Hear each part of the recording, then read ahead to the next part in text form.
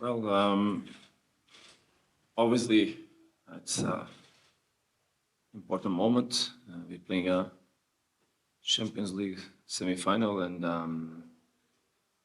I'd say only the best ones arrive on this moment of the competition. So it's obviously an important moment, but what we really want is to go to the last stage of it and be able to play the final. So our thoughts are on there. We know that to beat a team like this, you need to make two very good games. Everybody knows what we spoke here when we played the fourth of the final. How important is this to identify how to play those games? What results can be important to take for the second leg, and believe that we can play to win both games. But play to win games like this is being clever the way you do it. So let's see how we go.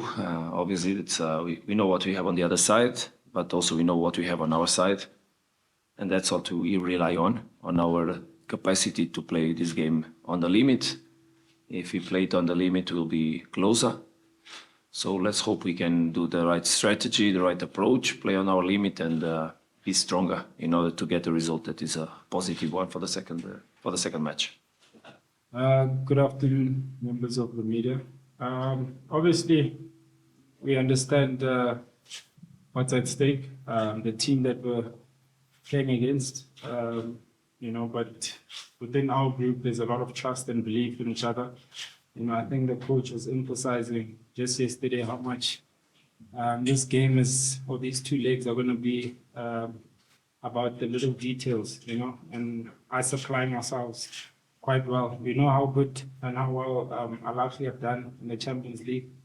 And in the past 2-3 seasons, we've been limited to only this stage, so we paid our school fees. I think we've matured enough to understand that we know what we need to do on the day. I think it's just about us applying ourselves, having the right attitude, fighting for the badge, so that we're able to get a positive result. Injury update. We have a Motiva that is for some time still on the process of integration on the team. So we have the little Mabena that also is under certain conditions, and all the other ones are on the process of recovering. So tomorrow we'll have a more detailed information on who is available to 100% make the game, and the conditions we get from everybody, so that we don't compromise their state for the second one. So that's tomorrow that we're going to decide. There's still some small details to see. In today's session, there were some players with some restraints, and only tomorrow we'll have the chance to understand if they will be available or no for the game. But as I said, it's important that we understand that we will not make decisions that can compromise the season of a player. There's still a lot to go, and there's a second match to play, so that's where we are standing now, so that we can understand where we can go or where we should hold ourselves and prepare the players for the second leg. Well, that's not a very simple question, because I don't know exactly if it's that way, because as we understand, for example, Sundowns has been able to beat Ahly in the past more than once. So I don't know if that's that true. We were able also to beat Esperance in the last round. So what I think that is important is that a Mamelodi Sundowns side should be in a level that we saw in this fourth of final with Esperance, a team that understands very well what to do in the pitch in the right moments, to be very, very wise, very intelligent. Because sometimes when you go too hungry on the pot is when you don't eat nothing. So that's usually when we see the dogs going all together at the same time at the pot. They split. They put out the food of the pot most of the times. You need to be balanced, you need to be strong, you need to be very competitive in the 4 moments of the game. You need to be very strong on the set pieces, you need to cope with the transitions on the opponent that sometimes it's just letting you play to try to aggress in the right moment. So you need to have capacity to aggress them also. So there's also a level of risk in some moments you need to take, but a very strong team can understand these things. And that's the level of team that has been coping with the challenges here in the club and that we expect to see tomorrow on the pitch. We know that again it will be, as Grant said, a match of details, and those details we cannot miss them. We cannot miss them because we can be penalized as we in the recent past were. So we don't want that. We want to, if we have to lose, let's lose because they were better than us and accept that with sportships. But that's another level. I believe that indeed we have more than the capacities to make this semi-final until the last minute. And if we'll be inside until the last minute, it means that we were strong. It means that we were very strong. And that's what we have to do. Yeah, I think it's a bit of both. Obviously the coach will see it early and try to pass his message across, but also us as players. I think there's enough experienced players, to understand situations. So we also go with the feeling, and we're able amongst ourselves inside the pitch, to see what would work for us when there's such a low block. So the combination of both.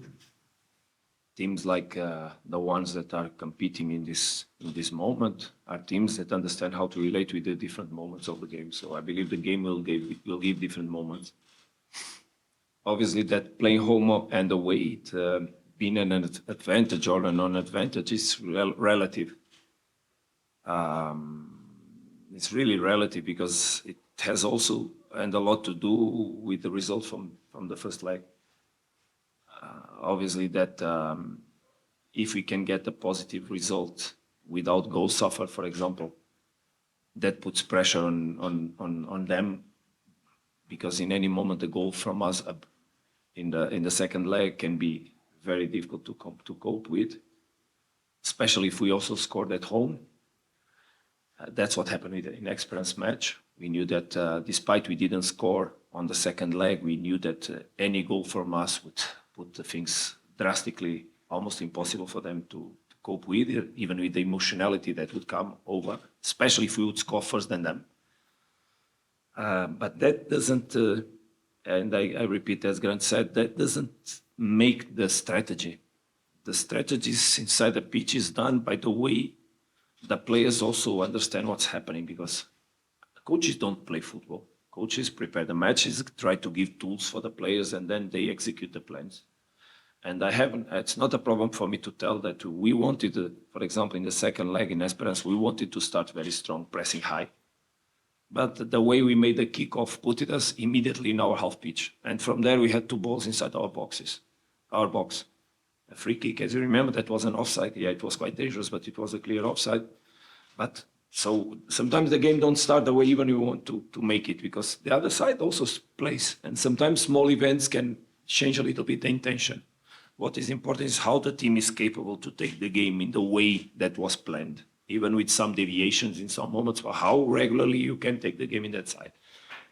And then there's the moment the players release themselves to play, they get inspired, they can do things, and that's also what we as coaches need to rely, is their experience to cope with the different moments, to understand what to do.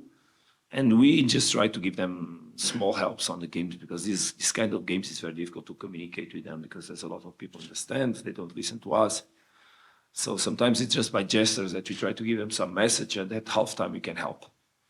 So basically what we do is provide them as much information as the one we feel is necessary, not too much also, but the one that can give them tools to then play the game, to relate with themselves, how they defend, how they attack, what spaces probably they will give us, what are the characteristics of their players, how you can overcome situations in the different spaces of the pitch, how they can aggress us, how we should prevent that aggression the moment we lose the ball, how we need to reorganize ourselves.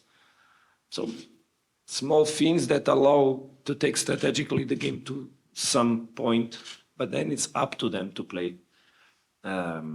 Despite there are obviously details that we try to make them happen because we believe that they give us advantage. And that is obviously the way where the coach tries to conditionate the game in a certain way. That's why you train also. That's considering those aspects. But then it's an open world of relations that happen inside the pitch, an open world of relations. There's also emotionality that sometimes when it's the wrong ones can affect the game. The good ones keep us in the right line also. So there are many things that we don't control that can happen. But I believe that the teams that express themselves in the best way and the players that excel themselves also are the ones that, on the base of the group, of the work that we do, they also put something that is theirs on the pitch. And that's what I hope to have from my players tomorrow, is that they can also bring their best version on the pitch that can also add a lot to what me as a coach can give to them. Look, the one that makes more mistakes is me. Before any player making mistakes, maybe I make a lot of mistakes. And the first mistake I do comes from the job I have, is to choose players for the task. I have to choose 11. So when I choose 11, there are 20-something that already think that I made a mistake. And many people that also think that I made a mistake. Mistakes are part of the game. There's no, well, of course there are goals that come out of something fantastic that doesn't relate to the mistake from the opponent. But most of them become of small things that didn't happen and could have happened. I don't stay attached to the past regarding that. We work to become better. Everybody works to become better. We trust that the players we have inside the group are the ones that can cope with the difficulties that every match brings, with the challenges that come from there. But obviously, there's always an emotional state that we need to bring up to the players so that they can perform in the proper way. As you understood, whatever happened in the last match, there was still time to be played, and we could not solve the question. And it's not because of that mistake, but another mistake that we lost. I don't want to speak about the last game because we should always also regard the future. And I'm this kind of coach that after the game finishes, I always go back on what could I have done better in that context. So I always relate with my responsibility, because I can only get better if I work on what I control. Despite in the moment of the competition, I need to address whatever happens. But after, my job is go back and see, okay, this happened, what I could have done to prevent it, what I could have done after that could help me to be better. Because otherwise I will stay the same. I will not develop myself. I will give the cause of everything that happened to me to someone else. And the other ones I cannot work on. I can only work on myself. So that's how I relate with that, and how I can influence my people to become better. So that's exactly how we deal with emotional setbacks that can happen with any player, anyone on the structure. Because, and before a mistake, maybe there are many others that happen. That's how we should relate to the things. Work better, work harder, look in the front, be stronger, grow out, and there's nothing more to do than that one. And support people. I'm here to be supportive, not to be killing anyone. There's a good expression in football that says, even if I don't like all the players, I should love them all. And that's how I relate as a coach with my players. Look, Temba is growing his condition. Temba is growing his condition. I told you that we had a plan in order to bring the players that were injured. Because now Temba is not injured. Temba is training normally and develop his condition so that he can play. If it will be tomorrow, or in the next game, or in the following one, I don't exactly know. That he's available, yes. That for sure he still has some restraints, mostly eventually on a capacity to play a 90-minute match in the level like Champions League match. For sure he has. Let's see how he can help us. And let's see how we introduce him in the dynamic of the team in the best way. That's what we've been doing the last weeks. We are pretty happy. Not only him, but Motobi. Not exactly the same level, but coming back. And I believe that until the end of the season, they will be still very important for us. That's our concerns, of course. Look, it's important that as much as we respect our fans, our motivation must be intrinsic. So our biggest motivation comes from ourselves.